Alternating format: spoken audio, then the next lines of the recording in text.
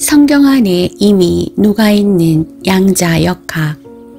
성경 속에서 신앙적 메시지와 양자역학의 주요 원리, 개념이 어떻게 맞닿아 있는지 흥미롭게 살펴볼까 합니다. 1. 양자역학의 불확정성, 비결정론적 원리와 성경 속의 자유의지. 양자역학에서는 우주의 모든 물질 입자의 위치나 운동량은 관찰자에 의해 관찰이 되기 전까지는 동시에 정확히 예측할 수 없으며 관찰 행위가 이루어졌을 때에만 입자의 위치나 운동량이 정해지는 결과가 만들어집니다. 성경에서는 인간이 하느님이 허락해 주신 선택권으로 자유의지를 가지고 행동한다고 가르칩니다. 신명기 30장 19절에서 내가 오늘 하늘과 땅을 불러 너희에게 증거를 삼노라. 생명과 죽음, 복과 저주를 너희 앞에 두었으니 너희는 생명을 택하라 하고 말합니다. 이는 인간의 선택이 중요하며 미래가 고정된 것이 아님을 보여줍니다. 잠언 16장 9절 사람이 마음으로 자기의 길을 계획할지라도 그의 걸음을 인도하시는 이는 하느님이시니라. 이는 불확정성 속에서 하느님의 섭리가 인간이 자유의지를 가지고 선택할 수 있도록 도우심을 나타냅니다. 양자역학의 불확정성, 비결정론적 원리와 성경의 자유의지는 관찰자의 관찰과 하느님이 인간에게 허락해 주신 자유의지에 의해 미래의 결과가 선택되어지고 결정된다는 점에서 유사하게 볼 수 있습니다. 2. 양자 얽힘과 성경의 영적 연결. 양자 얽힘, 두 개 이상의 입자가 강하게 연결되어 있는 상태를 양자 얽힘이라고 합니다. 두 입자가 양자 얽힘 상태에 있으면 두 입자가 공간적으로 멀리 떨어져 있어도 서로 연결되어 행동하기 때문에 서로 즉각적으로 영향을 주고받습니다. 이는 비국소성이라고 불리우며 시간과 공간을 초월한 연결을 암시합니다. 하느님과 성령, 인간은 시간과 공간을 초월해 연결됩니다. 성경은 하느님의 영적 세계와 믿는 자들인 인간 세상의 물리적 세계가 서로 연결되어 있다고 묘사합니다. 고린도전서 6장 17절 주와 합하는 자는 한 영이니라. 영적인 얽힘을 보여주는 구절로 믿는 자와 주님 간의 초월적 연결을 상징합니다.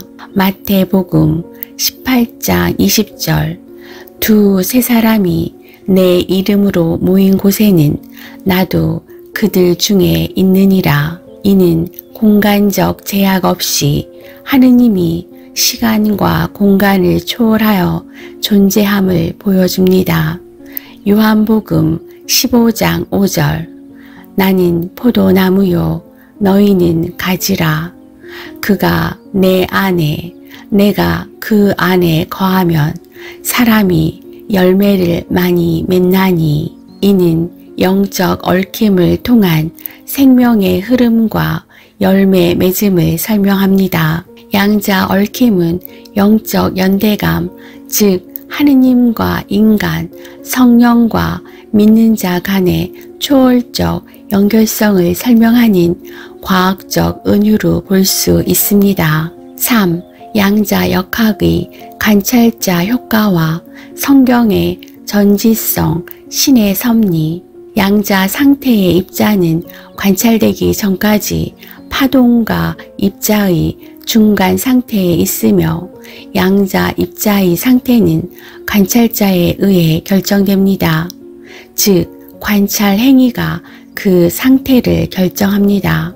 관찰이 없다면 입자는 파동이거나 입자이거나 확률적 상태에 머뭅니다. 성경에서는 하느님은 모든 것을 관찰하시며 하느님의 존재가 세상을 변화시키고 인도하며 결과를 이끈다고 말합니다. 시편 139장 2절에서 3절.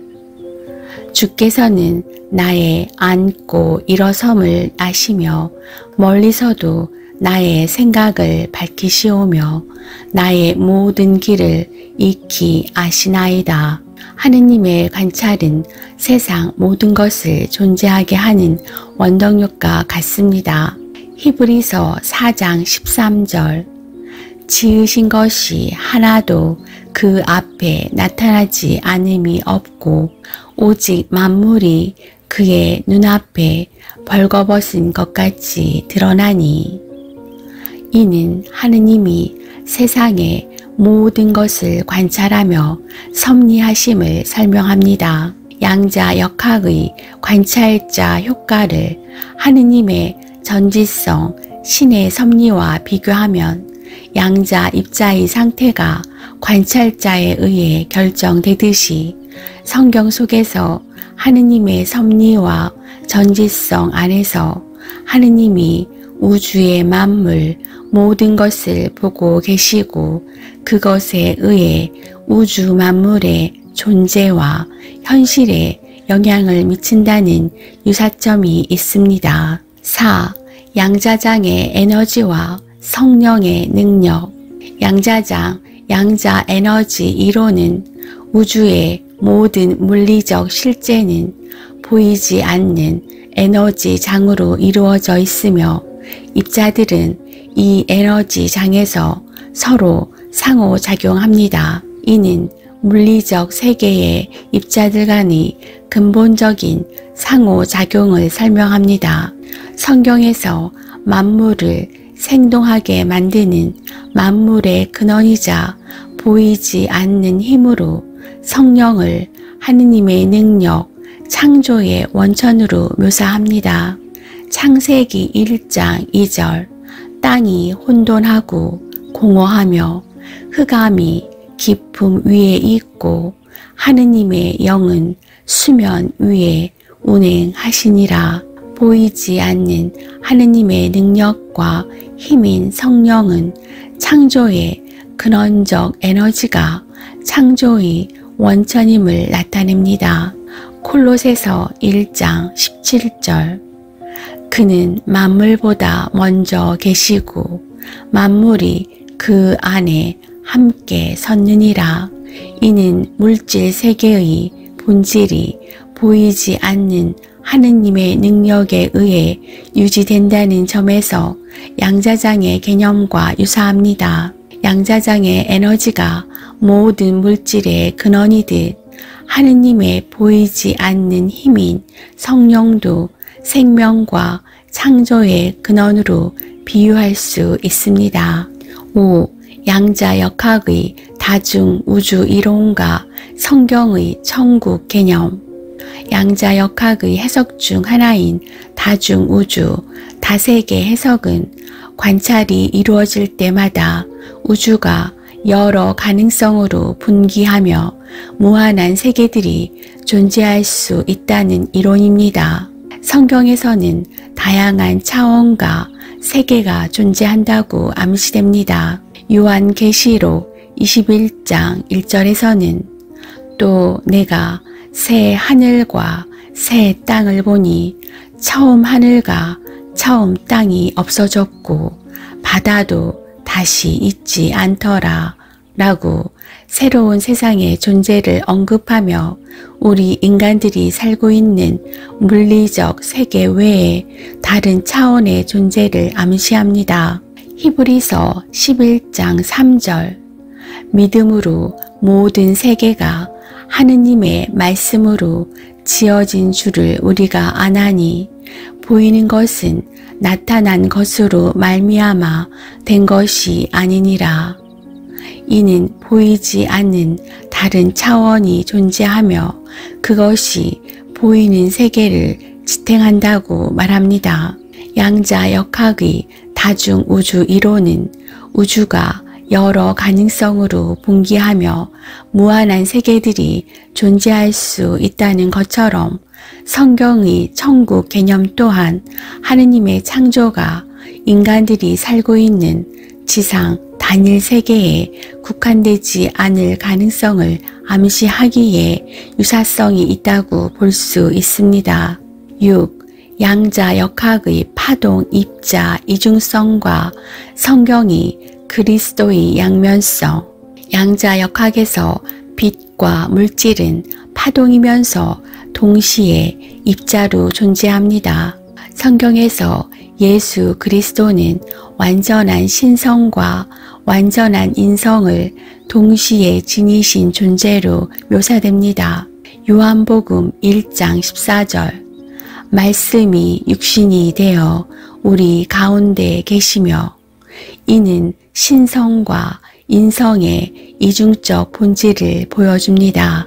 콜로새서 2장 9절 그 안에는 신성의 모든 충만이 육체로 거하시고 양자 역학에서 입자의 파동, 입자, 이중성처럼 성경의 예수님도 서로 본질이 다른 신성과 인성이 하나로 존재함을 보여주는 유사한 점이 있다고 볼 수 있습니다. 7. 양자 역학의 시공간 초월과 시간과 공간을 초월한 하느님.